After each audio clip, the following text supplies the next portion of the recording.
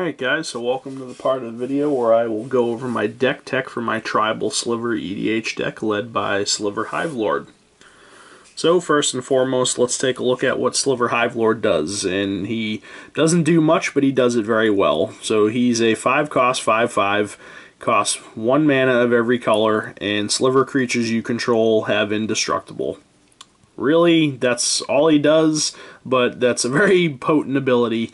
Not much else to talk about, really, with him. You know, you get him on the board, and all your stuff's indestructible. And you just send and send and send with all your creatures every turn, because they can never be killed. You know, unless your opponent has some sort of exile effect to exile him so your slivers are no longer indestructible. But generally, when you get this guy on the board, there's really not much your opponent can do unless they counter him or they exile him somehow. So that's Sliver Hivelord. He doesn't do much, but he does it extremely well.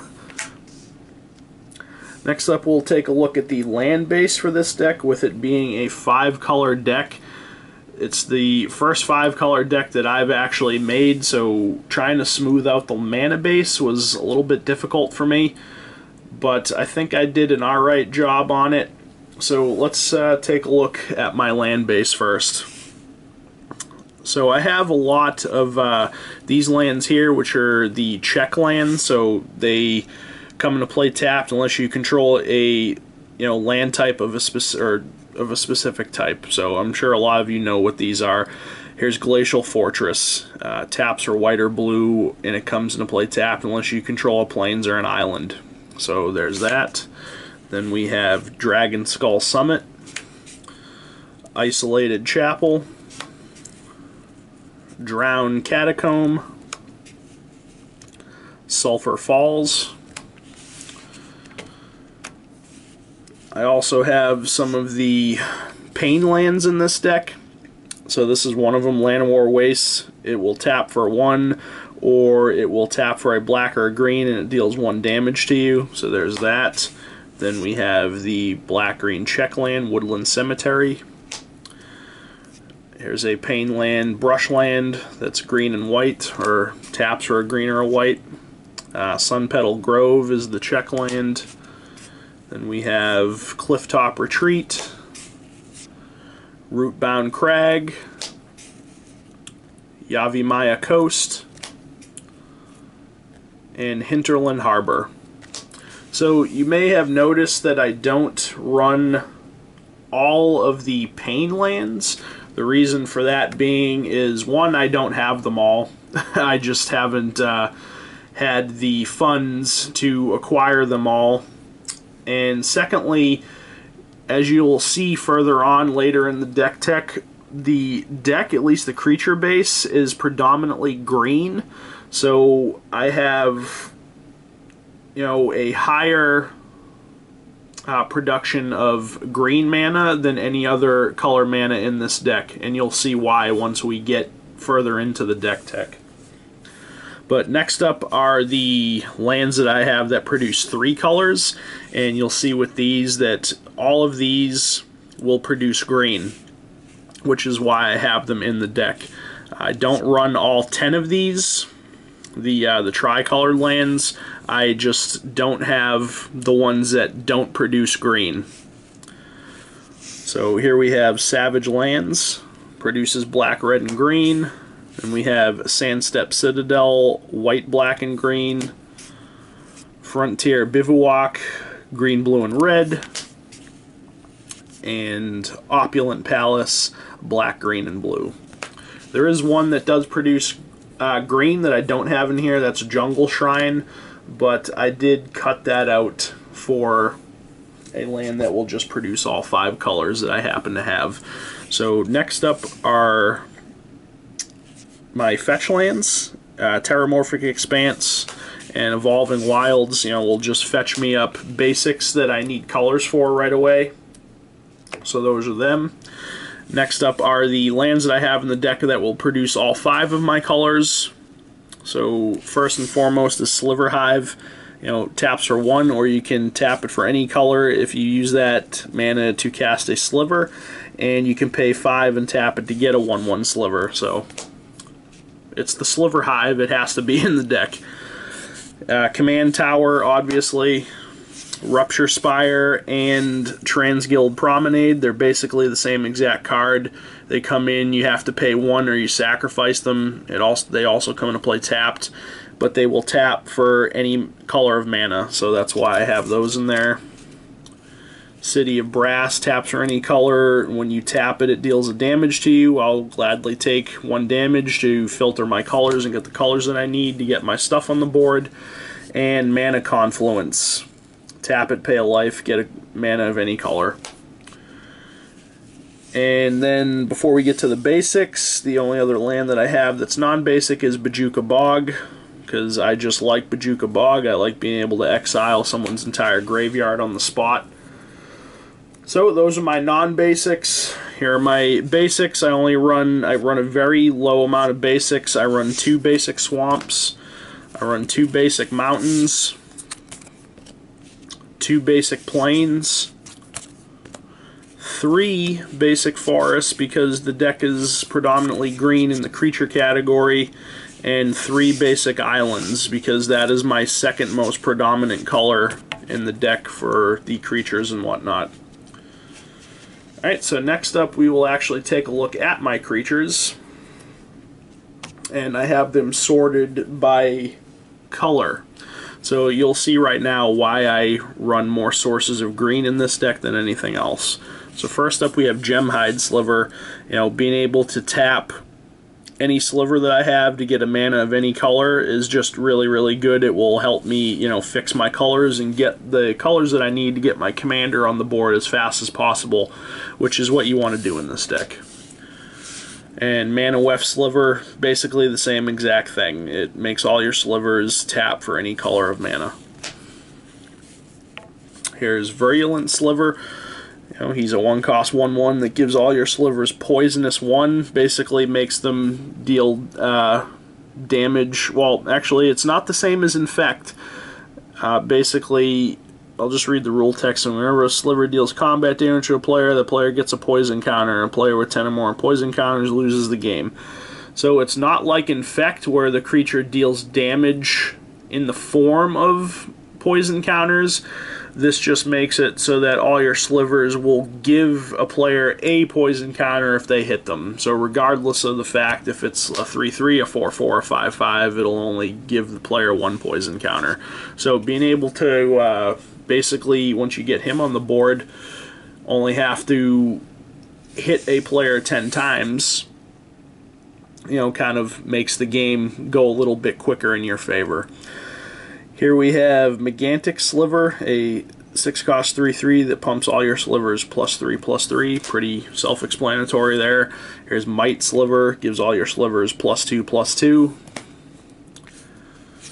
Fungus Sliver makes all your slivers have so that when they're dealt damage, you put a +1/+1 counter on them. So if you get your commander on the board and they're indestructible, if they get blocked in combat, they're not going to die, but they're going to get bigger. So he's pretty cool. Here's Horn Sliver. All your slivers gain trample. Pretty self-explanatory there. Spinneret Sliver. All slivers have this creature can block as though it had flying. So gives them reach, essentially. Venom Sliver gives all your slivers Death Touch, so that's really nice. Muscle Sliver. All slivers get +1/+1. You'll notice that the older style slivers will pump all slivers regardless of who controls them. The newer ones from like the core sets only affect your slivers, which is kind of something that really disappointed me a little bit. I really did like, even if your opponent was playing slivers, just the fact that it's slivers, in that hive mentality, they grant bonuses to all other slivers regardless of who controls them.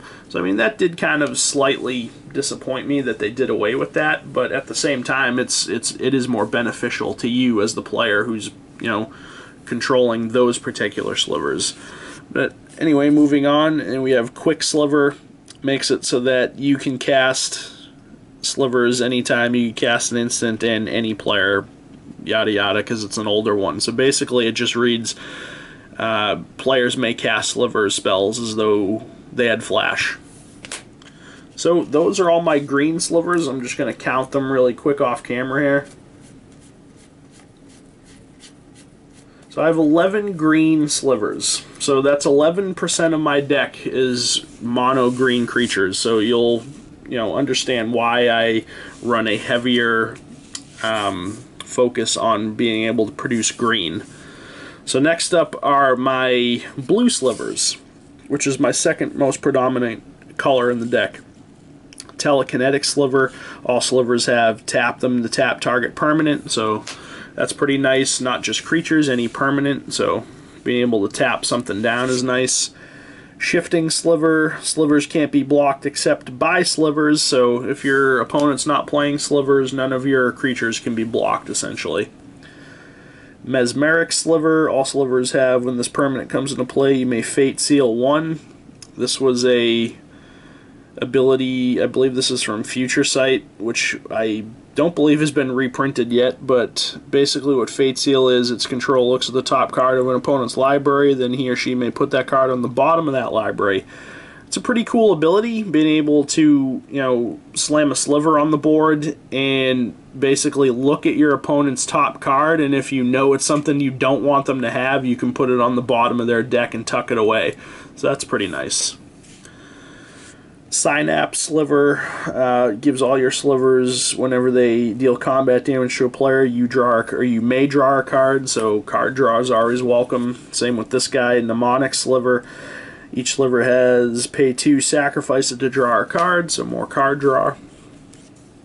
Diffusion sliver makes it so that whenever any of your slivers get targeted by a spell or ability, that spell or ability gets countered unless the controller of that spell or ability pays 2. So basically kind of shuts your opponent out unless they have that extra mana to spend to target one of your slivers. So, if I have my commander on the board and someone goes to, Swords to Plowshares him and exile him, unless they pay that additional 2 mana, that spell will get countered. So here's Psionic Sliver. All slivers have tap them to deal 2 damage to target creature or player, and then they deal 3 damage to themselves. If I have my commander on the board, that doesn't matter at all. They can deal as much damage as they want to themselves. They're indestructible, so it's not going to do anything. Wing Sliver. All slivers gain flying. Pretty self-explanatory there. Give them some evasion. Bone Scythe Sliver, one of my favorite ones in the deck. All slivers you control have double strike, so he's pretty solid. Here's Lymph Sliver. All slivers have absorb 1, so basically whenever they would be dealt damage, they get 1 of that damage prevented to them.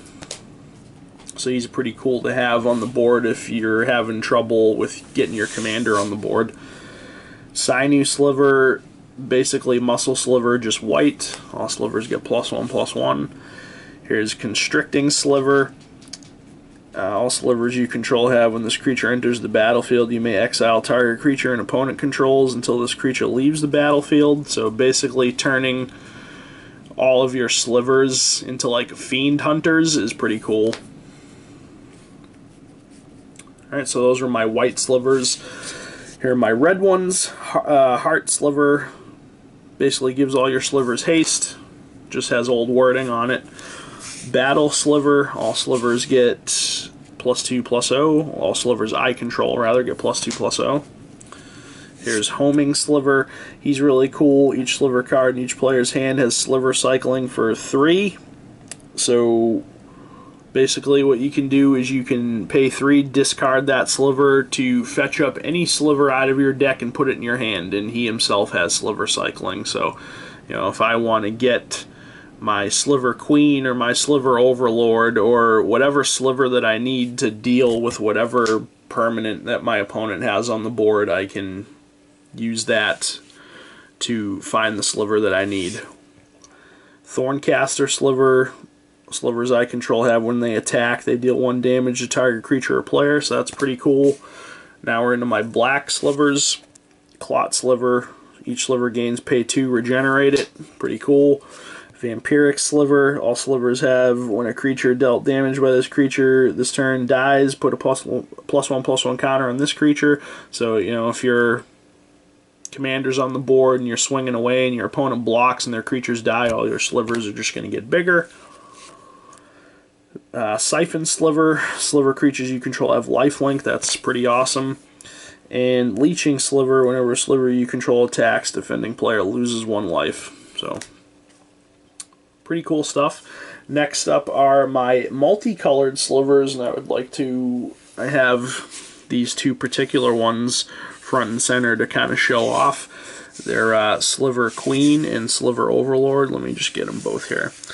These were actually gifts that Derek got for me for being a groomsman in his wedding. He had these custom made for me because he knew that I wanted to build a tribal sliver deck. And he had these custom, I don't know where he got them done, but they are pretty amazing. The Sliver Queen especially, I really, really do like. It just looks so amazing. Don't know if these are like tournament legal or anything like that, but they do actually have Magic card backing. So, I mean, they may just be altered art cards. Who knows? I don't know exactly, but I really do love them. They're amazing. So thank you, Derek, again for getting me these as a gift for being a groomsman in your wedding. But anyway, Sliver Queen, a 5-cost 7/7, where you can pay 2 to get a 1/1 sliver token on the board, a colorless sliver token. So, you know, that's pretty awesome. And Sliver Overlord, he makes it so that you can search your deck for slivers, put them in your hand, so he's just like a diabolic tutor for slivers. And you can pay 3 to gain control of target sliver. Most of the time that's really not going to matter unless you happen to be playing against someone that's playing tribal slivers as well. Or, you know, if someone uses some type of spell to gain control of one of your creatures, you drop him, you can get it back essentially. Alright, here are the remainder of my multicolored slivers. Necrotic Sliver. All slivers have pay 3, sacrifice this creature to destroy target permanent, so it turns all of your slivers into Vindicates, which is pretty awesome. Darkheart Sliver. All slivers have sacrifice this creature, you gain 3 life, so I like free sacrifice outlets, so it's mainly the reason why I put this sliver in the deck. So, you know, if my opponent goes to like board wipe, maybe I don't have my commander on the board, but I have a bunch of slivers on the board and they go to board wipe. This way I can at least gain a bunch of life off of it. Acidic Sliver. Each sliver has pay 2, sacrifice this creature to shock, so that's pretty cool. Harmonic Sliver basically turns all of your slivers that you play into naturalizes, so that's pretty cool. And Opaline Sliver. All slivers have when this creature becomes a target of a spell or an ability. Oh, I'm sorry, just a spell. Whenever this creature becomes a target of a spell an opponent controls, you may draw a card.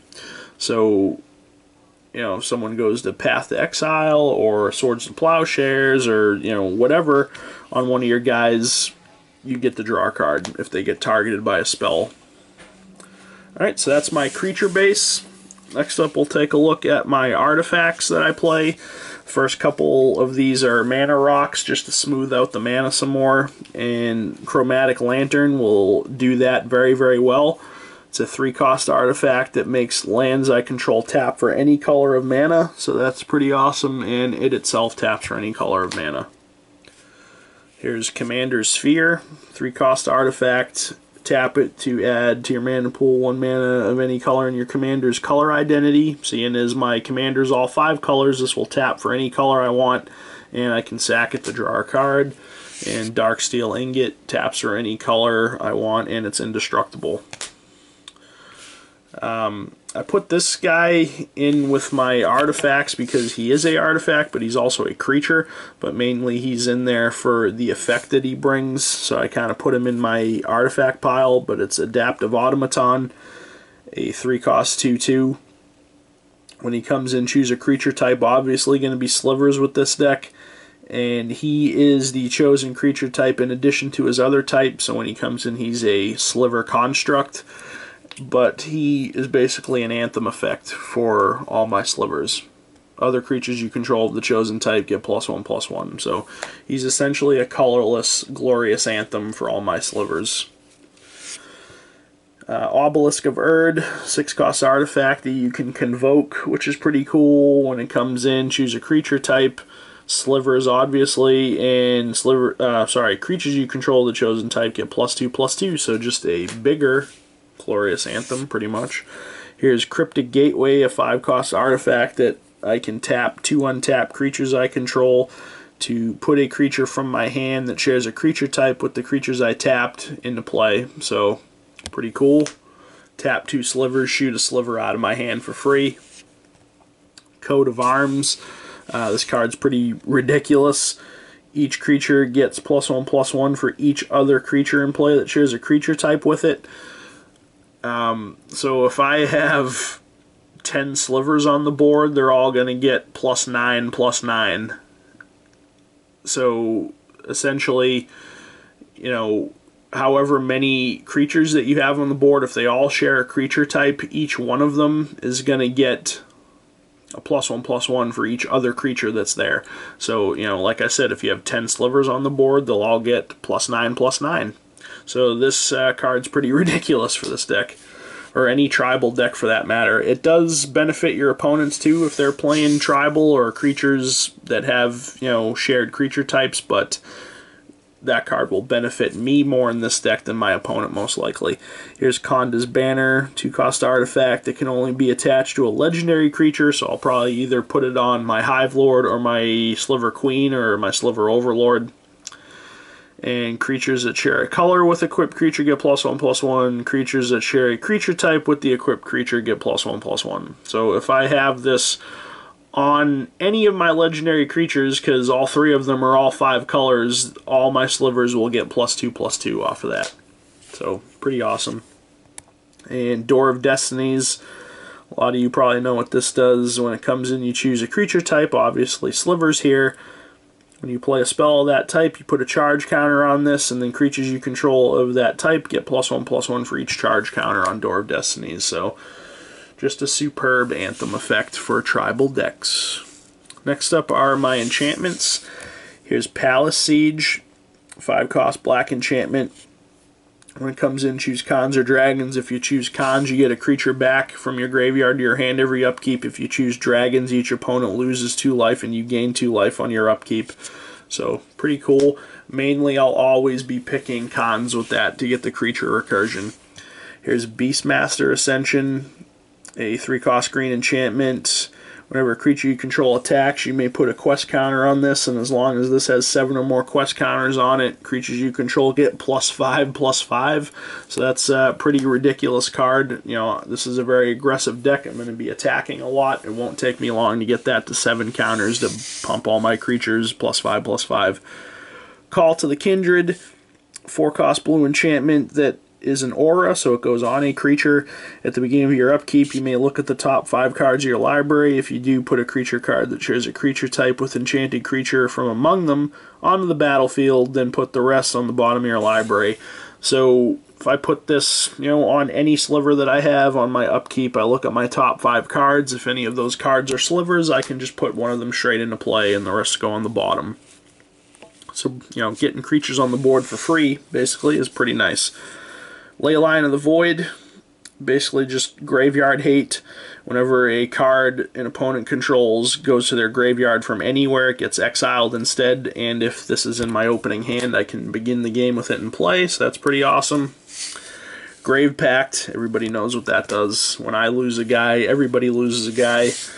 And Warstorm Surge, whenever a creature enters the battlefield under my control, it deals damage equal to its power to target creature or player.